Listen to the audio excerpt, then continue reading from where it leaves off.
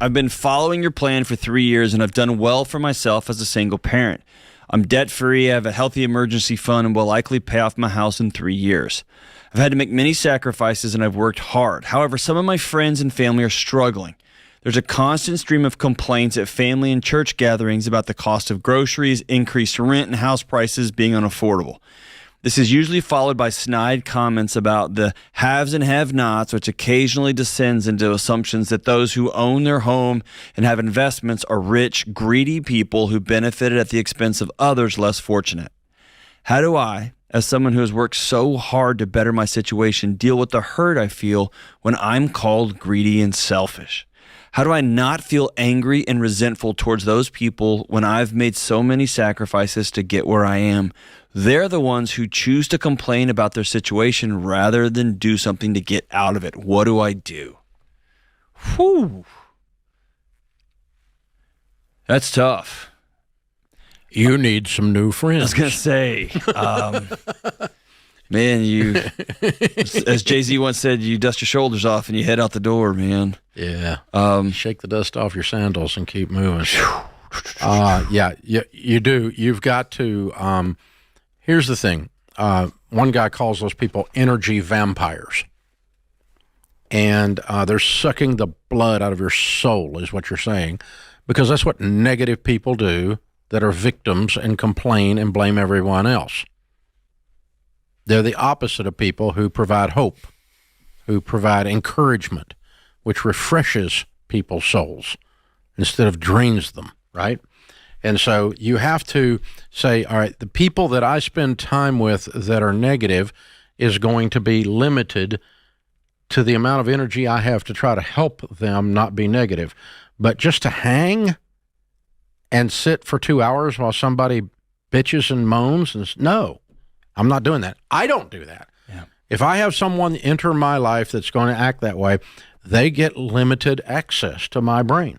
Yeah, and I can't stand it. That's been really a hard positive thing person. for me. That's been a hard thing for me, and I'm realizing to choose to spend time around those people is to choose to have less of an impactful, meaningful time with my kids, with my wife, with my coworkers, with my other friends. It's finite. That's right. It gives you the flu. That's right. It's contagious. Yeah, and I spend time. It gets on me. I get in my car and I'm like, well, what did you do? It's hard not to become the air you breathe. And so, yeah. Dave, how do you? If everyone in your church is acting that way, you need to change churches. It's time. That's right. But Dave, how do you begin to? It sounds weird. Make new friends. You got to go make new friends. You got to go be weird, make new friends. We were just talking off air about a mutual friend of ours that's sober. Mm-hmm. He's been sober about 2 years. Yeah. He's not doing cocaine anymore. He's not drinking anymore. You know what he's got? New friends. He's got new friends. That's exactly right. Because he wanted a new life. Yeah. You can't keep hanging out with people snorting cocaine if you want to quit cocaine. Hello. You got to get new friends. And this is mental cocaine. Yeah. It's mental leukemia, and you're going to catch it if you hang around with it. You become who you hang around with. You talk like them. You think like them. God help you. You vote like them, right? And so, read books, change. And you don't have to be mean about it, but I mean, think about it. If all your buddies are your drinking buddies and you have an alcohol problem, you have also got a friend problem and you have to change friends. You do not have a choice if you want to stop your alcohol problem. That's right. Our buddy doesn't have a choice. Yep.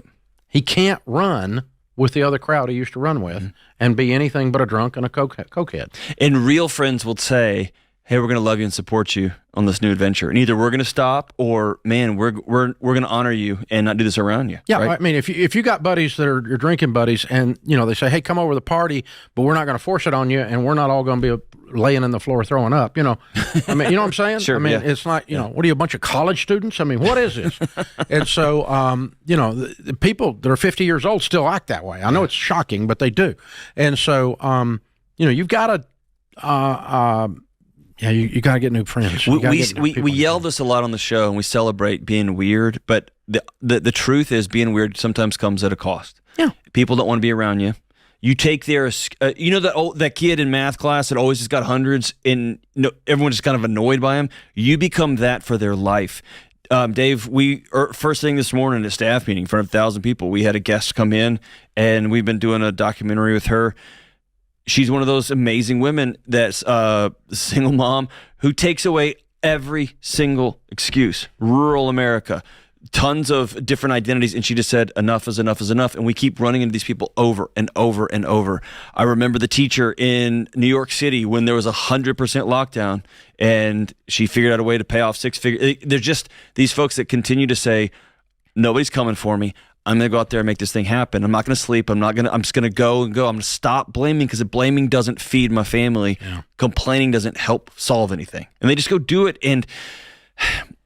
But that comes at a social cost when everyone wants to just complain. You know, we built a house a few years ago that was a little bit ridiculous, truthfully. It was a lot of fun. Yeah. It was a really nice place. And we lived there for about 14 years. But we had a friend at that time, about the time we moved in, came with some other friends. We weren't there. And it got back to us that she said, well, they're just out of control. That's ostentatious. They should be ashamed of themselves. Mm. You know what? I helped her with that. She never had to visit there again. Yeah. It was not a problem for her. Yep. She did not have to endure my problem anymore. So I assisted her with not being offended anymore. Right. She never ate dinner there. So there you go. Yeah. It's like, it's okay. I can help you with that. Well, and your best friends are the ones you call, and when you have those moments, they celebrate with you. Yeah. They laugh at you and give you a hard time. I want some brag moments. But they cheer you on, man. Yeah. They cheer you on.